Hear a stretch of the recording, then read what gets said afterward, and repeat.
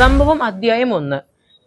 കഴിഞ്ഞ 2-3 വർഷം മുമ്പ് പുറത്തിറങ്ങിയ ഒരു ഷോർട്ട് ഫിലിമാണ് സംഭവം എന്ന് പറഞ്ഞ ഒരു ഷോർട്ട് ഫിലിം. ആ ഒരു ഷോർട്ട് ഫിലിമിന്റെ ഒരു സിനിമ ഫീച്ചർ തന്നെയാണ് ഈ 2 മണിക്കൂറിൽ വരുന്ന ഈ ഒരു സിനിമ. അധ്യായം 1 സംഭവം. എന്തായാലും വലിയൊരു പോസിറ്റീവ് റെസ്പോൺസ് തന്നെയാണ് നിലവിൽ കാണാൻ സാധിക്കും സിനിമന്റെ റിലീസിന് ശേഷം. ഇന്നാണ് സിനിമ റിലീസിന് വന്നത്.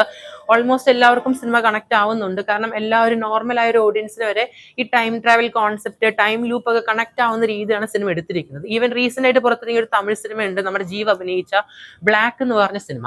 ആ ഒരു സിനിമയിൽ നോക്കുകയാണെങ്കിൽ ടൈം ലൂപ്പ് കോൺസെപ്റ്റ് ഒക്കെ എല്ലാവർക്കും മനസ്സിലാവുന്ന രീതിയിൽ ഒരു പരിധി വരെയായിട്ട് സിനിമ കൊണ്ടുപോയിട്ടുണ്ടായിരുന്നു. ഈ ഒരു സിനിമയും അതുപോലെയൊക്കെ തന്നെ ഓൾമോസ്റ്റ് ടൈം ലൂപ്പ് കാര്യങ്ങളൊക്കെ ഒരാൾക്ക് മനസ്സിലാവുന്ന രീതിയിൽ തന്നെയാണ് കൊണ്ടുപോയിരിക്കുന്നത് എന്നാണ് കേൾക്കാൻ സാധിക്കും സിനിമ കണ്ടവര്.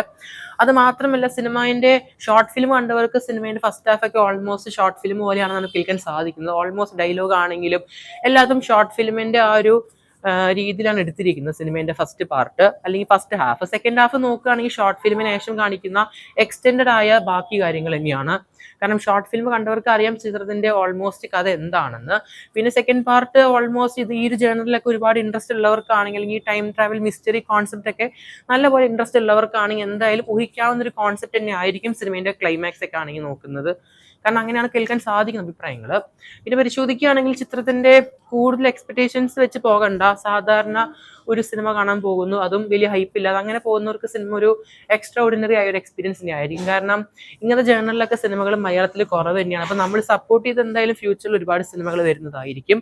അത് എന്തായാലും ഓർമ്മിപ്പിക്കുന്ന ഒരു നിമിഷത്തിൽ. പിന്നെ നോക്കുകയാണെങ്കിൽ ഓൾമോസ്റ്റ് യങ്സ്റ്റേഴ്സിനൊക്കെ സിനിമ നല്ലപോലെ കണക്ട് ആവും.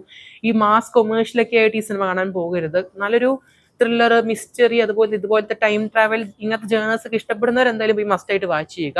എന്തെങ്കിലും നല്ലൊരു എക്സ്പീരിയൻസ് ആയിരിക്കും സിനിമ തരാൻ പോകുന്നത്. കണ്ടവരെന്തായാലും മറക്കാതെ പറഞ്ഞ അഭിപ്രായങ്ങൾ ഇൻബോക്സ് ചെയ്യപ്പെടുക. സിനിമ കാണാൻ പോകുന്നവർക്ക് വലിയൊരു റിവ്യൂ തന്നെയായിരിക്കും അത്. കൂടുതൽ സിനിമ വാർത്തകൾക്ക് സബ്സ്ക്രൈബ് ചെയ്യുക. സ്റ്റോക്സ് ഡിസ്ക്രിപ്ഷനിൽ കാത്തിരിക്കുന്ന ശേഷം നമുക്ക് കൂടുതൽ സിനിമകളുടെ റിലീസിനായിട്ടും അപ്ഡേറ്റുകൾക്കായിട്ടും